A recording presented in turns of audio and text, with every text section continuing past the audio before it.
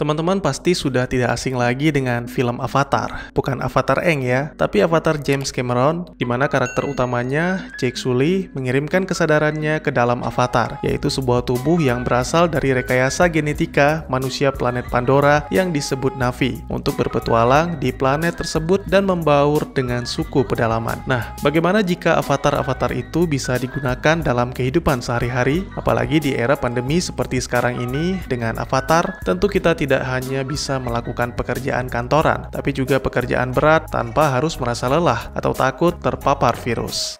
Film berikut berjudul Surrogates, sebuah film fiksi ilmiah garapan sutradara Jonathan Mostow dengan naskah yang ditulis oleh John Brancato dan Michael Ferris berdasarkan sebuah buku komik tahun 2005-2006 dengan judul yang sama. Film yang rilis di tahun 2009 ini berdurasi 89 menit. Dibintangi oleh Bruce Willis, Radha Mitchell, Rosamund Pike, Boris Kodjoe, Ving Rhames, dan James Cromwell. Selamat datang dan selamat berjumpa kembali bersama saya Teguh Gusto. Mari kita masuk ke ceritanya. Film dimulai dengan sebuah kalimat yang diucapkan oleh seorang pria sebagai sebuah ajakan untuk melihat diri kita di depan cermin dan menyadari bagaimana Tuhan menciptakan kita sebagai makhluk yang paling sempurna di antara makhluk lainnya. Oleh karena itu, kita tidak pantas hidup melalui sebuah mesin atau robot. 14 tahun yang lalu, Dr. Lionel Cantor menemukan sebuah teknologi yang bisa mengendalikan lengan mekanik tanpa harus terhubung langsung dengan benda tersebut. Uji coba pertama dilakukan kepada kera. Hewan itu berhasil menggerakkan sebuah tangan mekanik seperti tangannya sendiri. Kemudian pengujian dilakukan terhadap manusia. Nantinya teknologi ini akan sangat berguna bagi orang-orang yang lumpuh. Mereka bisa mengendalikan android sebagai pengganti yang disebut surrogates. Seiring berjalannya waktu, surrogate pun semakin berkembang. Sebuah teknologi yang awalnya ditujukan untuk para penyandang cacat kini digunakan oleh semua kalangan. Bahkan, para tentara pun menggunakan surrogate dalam bertugas. Orang-orang bisa melakukan apapun tanpa harus keluar rumah, tanpa risiko sakit dan terluka, serta bisa tampil sempurna seperti yang didambakan. Virtual Self Industries atau VSI, sebuah perusahaan yang memproduksi surrogates, menjelaskan bahwa kemungkinan sudah 98% dari penduduk dunia telah menggunakan teknologi mereka. Di Amerika sendiri, Mahkamah Agung telah mengatur undang-undang penggunaan surrogates dalam kehidupan sehari-hari. Sejak beredarnya robot pengganti secara global, tingkat kriminal menurun drastis hingga 99%. Ini benar-benar luar biasa. Tidak ada lagi penyakit dan diskriminasi. Semua permasalahan dunia yang telah mengancam umat manusia selama berabad-abad kini hampir terselesaikan.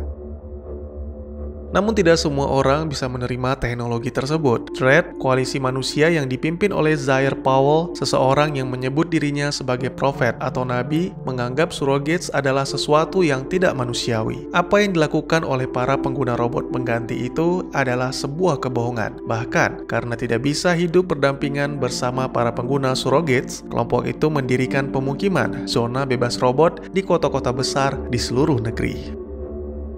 Seorang agen FBI bernama Tom Greer mungkin bisa dibilang salah satu dari sebagian kecil orang-orang yang berada di tengah-tengah atau netral. Memang tidak bisa dipungkiri, surrogate atau robot pengganti sangat berguna bagi Tom dalam menjalankan tugasnya. Namun untuk penggunaan secara berlebihan, menurutnya itu tidak benar, seperti yang dilakukan istrinya, Maggie. Tubuh asli sang istri bahkan hampir tidak pernah ditemui lagi oleh Tom semenjak Maggie sering menggunakan robot pengganti. Bahkan Maggie muak jika melihat penampilan asli Tom, dan mungkin wanita itu juga merasakan hal yang sama ketika bercermin.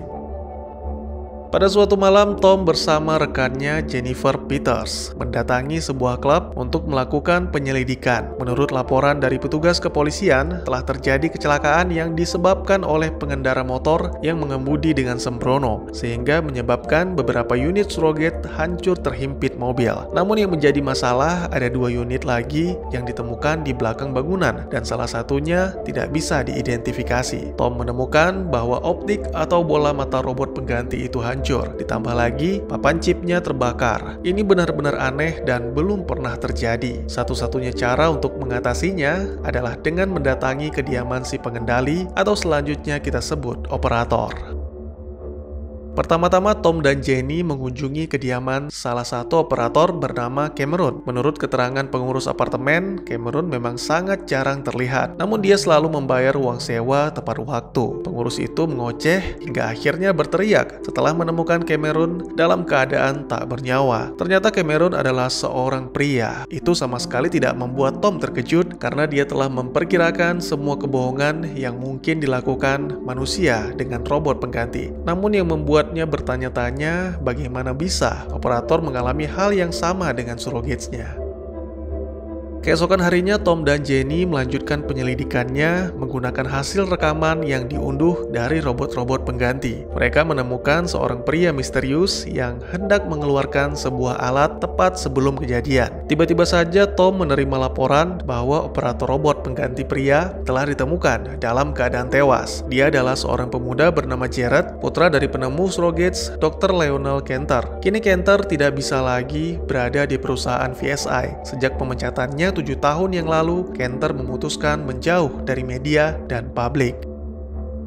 Hari itu Tom dan Jenny langsung mendatangi kediaman Cantor, tapi mereka tidak bertemu langsung dengan sang dokter, melainkan hanya robot penggantinya dalam wujud pria muda yang sangat mirip dengan surrogates-nya Jared. Cantor mengaku bahwa dirinya tidak terlalu dekat dengan Jared karena sejak lahir, Jared dibawa oleh mantan istrinya untuk menjauh. Oleh karena itu, ketika Jared tumbuh dewasa, Cantor memberikan Jared kebebasan meminjam robot-robot pengganti kapanpun yang diinginkannya demi menjalin kedekatan di antara mereka, meski itu adalah tindakan melanggar hukum. Tidak banyak petunjuk yang didapat dari Cantor. Saat ini pria tua itu sedang berkabung. Tom sangat mengerti perasaan Cantor karena dirinya juga pernah merasakan pedihnya kehilangan seorang anak. Penyelidikan pun berlanjut ke kantor pusat VSI. Iklan surrogates terpampang di mana-mana dengan tagline andalannya, manusia bisa melakukan dan menjadi apapun yang mereka inginkan. Tentunya untuk mencapai kehidupan yang lebih baik. Hal yang tidak jauh berbeda juga dijelaskan Wakil Presiden sekaligus Humas VSI, Victor Welsh, ditemani dua pengacaranya. Victor hanya menjelaskan tentang produk baru mereka dan menolak untuk menjawab pertanyaan-pertanyaan Tom tentang kerusakan optik dan chip yang berpengaruh pada otak operator dengan alasan tidak tahu dan tidak memiliki kapasitas untuk itu. Untungnya Tom dan Jenny mendapatkan petunjuk dari seorang teknisi setelah secara diam-diam menyelinap ke lantai pabrik. Beberapa robot dengan kondisi kerusakan yang sama seperti yang dijelaskan oleh Tom dikirim oleh pihak militer seminggu yang lalu tanpa identitas chip. Namun sangat disayangkan, lagi-lagi mereka mengalami kebuntuan karena Kolonel Brandon menyatakan mainboard beserta optik pada robot diambil untuk dianalisa. Dan senjata atau alat yang dimaksud oleh Tom itu tidak pernah ada. Lagi pula, rasanya aneh bila militer menciptakan senjata yang bisa menghancurkan unitnya sendiri. Beberapa waktu kemudian mereka kembali ke kantor setelah mencocokkan wajah si pria misterius dengan wajah-wajah penjahat dalam database. Jenny menemukan bahwa tersangkanya adalah Miles Strickland. Pria itu pernah ditangkap sebulan yang lalu atas dakwaan perampokan bersenjata. Anehnya setelah ditangkap, pria itu dibebaskan begitu saja, seolah-olah dia dilindungi oleh orang dalam. Tidak perlu waktu lama untuk mencari Miles, karena Bobby Saunders, administrator sistem komputer FBI yang memantau robot pengganti, langsung menemukan lokasi Miles. Mengetahui hal itu, Tom langsung bergegas melakukan pengejaran, sedangkan Jenny diminta untuk memantau melalui kamera pengawas. Berbeda dengan orang-orang kebanyakan, Bobby tidak menggunakan surrogates. Dia menunjukkan bagaimana sistem keamanan surrogates bekerja ketika terjadi kejahatan. Bobby bisa dengan mudah menonaktifkan sistemnya. Cukup aman bukan? Meski legalitasnya masih abu-abu. Di waktu yang bersamaan, Tom bersama dengan kepolisian Boston melakukan pengejaran hingga mendekati wilayah Dredd. Jenny memperingatkan Tom untuk tidak terlalu memaksakan diri karena membawa robot pengganti ke wilayah tersebut akan menimbulkan kerusuhan. Tiba-tiba saja Tom melihat sebuah cahaya, ternyata itu dari senjata Miles yang menghancurkan surrogates para petugas kepolisian.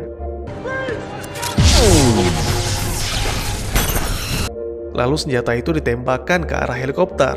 Tom selamat karena langsung menghindar dan memutuskan koneksi. Namun nasib malang menimpa sang pilot sehingga helikopternya jatuh di wilayah Dredd. Setelah terkoneksi kembali dengan surrogates-nya, Tom melanjutkan pengejaran. Akhirnya Miles menyerah dan mengaku tidak mengetahui apa-apa. Namun sangat disayangkan, para Dredd telah berkumpul dan langsung menghancurkan robot pengganti Tom.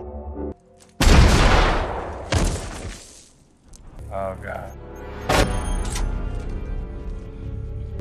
Akibat perbuatan Tom, Jenny mendapatkan teguran keras dari atasannya, yaitu Andrew Stone. Jatuhnya helikopter di wilayah tersebut menyebabkan protes keras dari kelompok Dredd. Sang nabi bahkan menilai peristiwa itu adalah sebuah pernyataan perang. Sementara itu Maggie yang baru kembali ke rumah menemukan Tom tergeletak di depan kamar. Wanita itu langsung membawa suaminya ke rumah sakit. Lalu tak lama kemudian setelah Tom siuman, Andrew datang menjenguk sekaligus menyampaikan kabar buruk. Tindakan Tom dianggap sebagai bentuk pelanggaran atas perjanjian damai antara operator dan Dredd. Oleh karena itu, Andrew terpaksa meminta Tom menghentikan penyelidikan sekaligus menyita lencana dan senjata Tom, serta tidak menyediakan unit pengganti baru hingga Tom benar-benar pulih. Tom tidak bisa menerima hal itu karena Miles telah membunuh 5 orang petugas kepolisian dengan senjata yang sangat berbahaya. Dia bertemu dengan Jenny. Wanita itu mengajak Tom untuk membeli robot pengganti sendiri. Sayangnya pria itu benar-benar tidak merasa nyaman dengan robot barunya. Akhirnya dia berpisah dengan Jenny dan memutuskan menuju ke pemukiman Dredd untuk mencari Miles dan senjatanya. Sangat mengejutkan, ternyata dia malah menyaksikan upacara pembakaran Miles. Setelah mendapatkan beberapa pukulan, akhirnya Tom diizinkan berbicara dengan Zaire. Sang nabi menjelaskan bahwa dia tidak mengetahui apapun tentang Miles dan senjata, dan jika memang senjata itu benar-benar ada, mungkin dia akan mengantarnya ke rumah Tom. Setelah meninggalkan pemukiman, Tom bertemu dengan Kenter yang kini mengoperasikan robot yang lebih muda. Meskipun telah mengetahui dari Tom bahwa pembunuh anaknya telah mati, tapi pria tua itu tidak bisa menerimanya. Dia menginginkan Tom untuk melakukan penyelidikan lebih dalam agar mengetahui siapa yang membayar Miles dan dari mana dia mendapatkan senjata yang mematikan itu. Tom kembali ke rumahnya dengan perasaan yang tidak karuan. Melihat apa yang dilakukan Maggie dan teman-temannya membuat perasaan tersebut bertambah parah. Apalagi mereka melakukan jacking, semacam mabuk-mabukan tapi melalui perantara robot pengganti. Itu benar-benar membuat emosi Tom meledak dan langsung menghajar salah satu robot hingga hancur.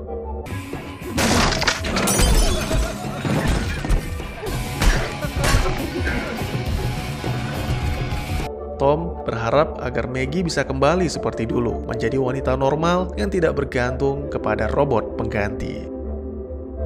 Beberapa waktu kemudian, dengan mengakses database FBI, akhirnya Tom menemukan sebuah petunjuk tentang senjata yang digunakan Miles. Keesokannya, data-data tersebut dibawa ke Kolonel Brandon. Karena tidak bisa mengelak lagi, sang kolonel pun menjelaskan yang sebenarnya, bahwa senjata itu disebut dengan Overload Device, atau disingkat OD. VSI menciptakannya dengan tujuan mengakhiri pertempuran secepat mungkin. Cara kerjanya adalah dengan mengirimkan virus yang membuat surrogates lumpuh seketika. Namun militer terpaksa menolak senjata tersebut karena ternyata virus juga mampu merusak sistem keamanan sehingga bisa menewaskan operatornya. Kolonel sangat terkejut ketika mengetahui bahwa senjata itu kini ada di tangan para Dredd. Dia meminta Tom untuk tidak ikut campur lagi karena mulai kini pihak militer yang akan mengambil alih. Kemungkinan besar bencana akan segera datang. Tom berusaha memperingatkan Maggie, namun belum sempat Tom mengatakannya, Maggie telah memutus koneksi dengan robot pengganti.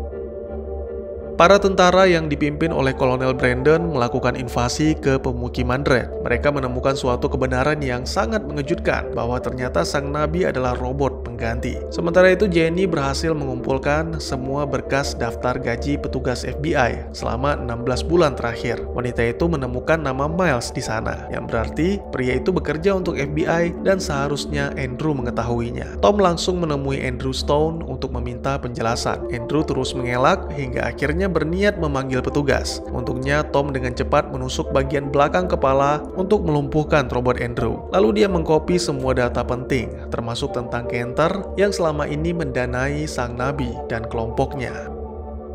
Benar-benar pria tua yang aneh. Setelah menciptakan semua robot yang mengubah hidup manusia, sekarang malah berniat menghancurkannya. Setelah Tom mendapatkan kode akses ke senjata OD, tiba-tiba saja Jenny melaporkan keberadaan Tom lalu merebut flashnya. Pria itu berusaha melakukan pengejaran dengan menggunakan mobil, namun sangat sulit untuk menghentikan surrogates karena memiliki kekuatan dan kecepatan di atas manusia normal. Setelah lolos dari kejaran polisi, Tom mencoba menghubungi Bobby untuk melacak keberadaan robot Jenny. Sayangnya dia terlambat karena kini Bobby telah disandra. Selain itu di sana juga sudah ada pasukan FBI yang dipimpin Andrew. Akhirnya, orang yang mengendalikan robot Jenny mengaku bahwa dia sebenarnya adalah Kenter. Andrew berusaha untuk melakukan negosiasi agar Kenter menyerah. Namun Kenter begitu berhasrat untuk balas dendam. Dia langsung menembakkan gelombang Odi ke arah Andrew. Itu untuk putraku, ucap Kenter merasa puas.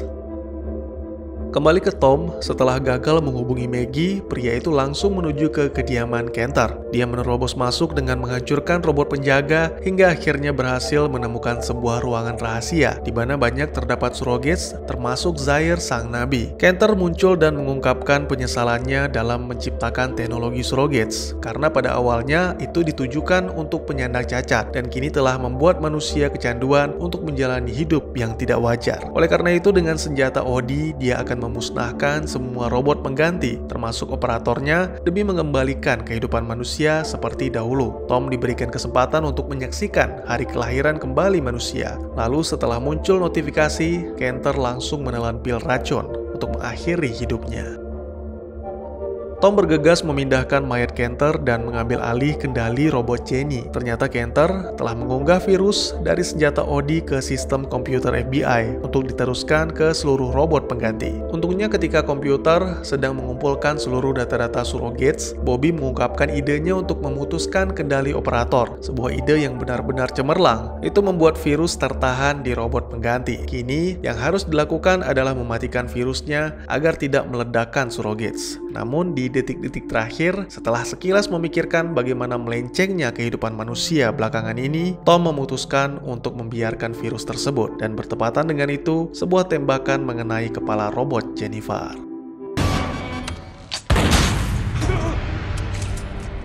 Film pun ditutup dengan menampilkan seluruh robot pengganti berjatuhan akibat chip prosesornya terbakar. Tubuh robot tergeletak di mana-mana. Bersamaan dengan itu, para operator pun bangkit dan keluar dari kediamannya untuk mencari tahu apa yang terjadi. Tom sendiri bergegas kembali ke rumah untuk menemui istrinya. Ternyata Maggie sedang berada di kamar Robbie, putra mereka. Tom mendekap hangat istrinya, berharap apa yang dia lakukan akan mengubah kehidupan Maggie dan seluruh umat manusia di masa depan.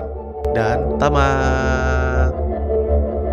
Saya rasa film ini cukup menjawab pertanyaan saya di awal video tentang bagaimana jika avatar digunakan dalam kehidupan sehari-hari. Tapi apakah film ini benar-benar bagus? Ya itu sih tergantung selera, karena selera tidak bisa dipaksakan. Untuk saya sendiri, walaupun merasa puas, tapi ada beberapa yang masih kurang. Pertama soal tahun. Tahun di film ini benar-benar tidak jelas. Di awal film kita cuma diberikan keterangan 14 tahun yang lalu, 11 tahun yang lalu, 7 tahun yang lalu, 3 tahun yang lalu, hingga saat ini. Namun jika mengacu pada komiknya, kejadian dalam film ini berada di tahun 2054. Sayangnya teknologi yang ditampilkan kurang seimbang, di mana dengan teknologi pengendalian robot jarak jauh seperti itu, seharusnya manusia sudah menggunakan layar hologram atau layar sentuh. Selain itu, ponsel menjadi sesuatu yang tidak berguna, karena seharusnya sudah ditanamkan ke dalam robot. Dan sama halnya seperti ponsel, seharusnya tentara dan polisi memiliki robot khusus yang telah dilengkapi dengan senjata seperti Iron Man. Maksud saya itu mungkin lebih baik ketimbang mengedepankan penampilan yang sempurna.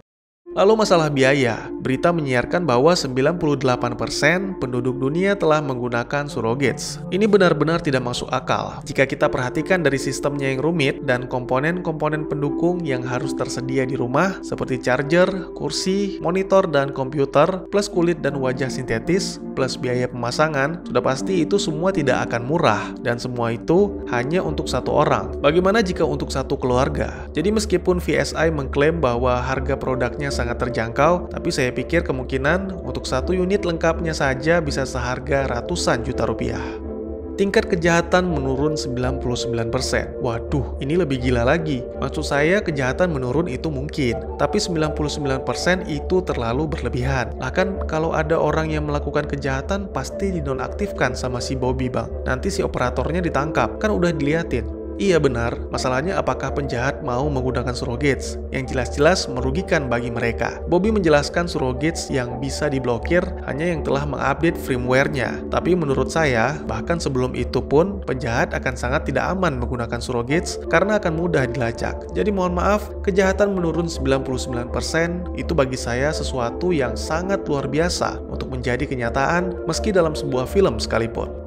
Apa tujuan Kenter, Bang? Oke, sebenarnya ini sudah dijelaskan di film, tapi secara sepotong-sepotong. Buat yang belum paham, jadi pada awalnya kita kembali ke 14 tahun yang lalu. Itu ketika Kenter menciptakan teknologi surrogates untuk penyandang cacat agar bisa hidup normal seperti manusia-manusia lain, bisa beraktivitas dan mendapatkan pekerjaan yang layak. Namun 7 tahun kemudian, para dewan mencoba mencari keuntungan dengan teknologi tersebut sehingga terjadi perbedaan visi dan misi. Para dewan sepakat memecat Kenter secara tidak hormat. Sejak saat itu, Kenter menjauh dari sorotan publik, lalu 4 tahun kemudian Kenter mendirikan sebuah gerakan yang disebut Dread. Setiap manusia hanya bisa mengendalikan satu robot pengganti yang telah dikodekan dengan jaringan saraf. Namun berbeda dengan Kenter, dia telah menciptakan sebuah alat yang memungkinkannya mengendalikan robot manapun. Inilah yang menyebabkan Kenter bisa membajak robot Jenny. Pada suatu malam, dengan menggunakan robot pengganti, dia membunuh Jenny ketika sedang tidur, lalu mengambil alih kendali robot penggantinya.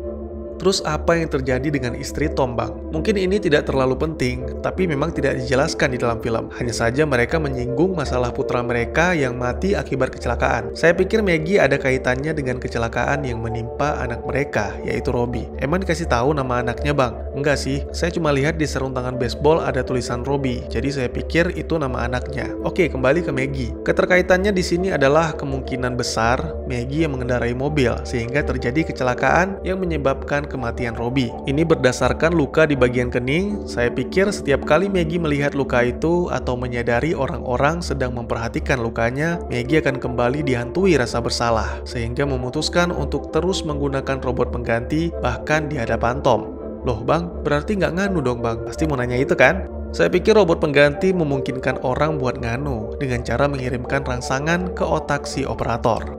Apa yang terjadi di akhir film, Bang? Saya pikir jika memang VSI adalah satu-satunya perusahaan di dunia yang menciptakan robot pengganti, maka pengunggahan virus yang dilakukan oleh Kenter juga berpengaruh pada robot-robot lain di seluruh dunia. Pendapat ini juga berdasarkan sistem keamanan baru yang dimiliki FBI. Menurut Bobby, sistem itu hanya bisa memblokir robot-robot yang telah diupdate firmware-nya. Sistem itu masih baru dan legalitasnya masih belum jelas. Tidak ada yang mengetahuinya dan tidak ada juga yang menanyakannya. Artinya, kemungkinan VSI secara diam-diam menciptakan sistem keamanan ini dengan tujuan yang belum bisa dipastikan.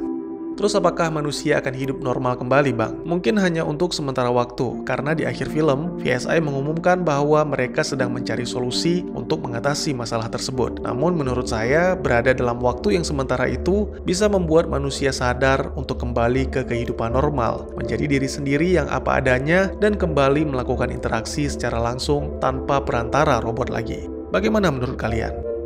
Saya hanya mengemukakan pendapat yang bisa menjadi bahan pertimbangan atau pemikiran kalian dalam memahami film. Tidak ada yang mengetahui benar atau salah selain sutradara dan penulis naskah. Oleh karena itu, mohon maaf jika memang ada kesalahan dari informasi yang saya sampaikan. Dan juga bagi teman-teman yang punya teori tentang film ini ataupun ingin berdiskusi, atau mungkin juga teman-teman punya referensi film lain untuk kita review, silahkan tuliskan di kolom komentar atau bisa DM ke Instagram saya di @teguhgusto. Insya Allah pasti akan saya baca. Mari kita jadikan kolom komentar sebagai sarana penambah wawasan dan menciptakan jalinan persaudaraan, bukannya malah menjadikannya sebagai tempat pembulian sehingga menciptakan permusuhan. Sekian dulu videonya dan jangan lupa untuk dukung terus channel ini dengan cara share, like, dan subscribe karena dukungan dari kalian sangat berharga bagi saya demi perkembangan channel ini. Saya Gusto, sampai jumpa di video selanjutnya. Tetap semangat, tetap bersyukur setiap hari. Dadah!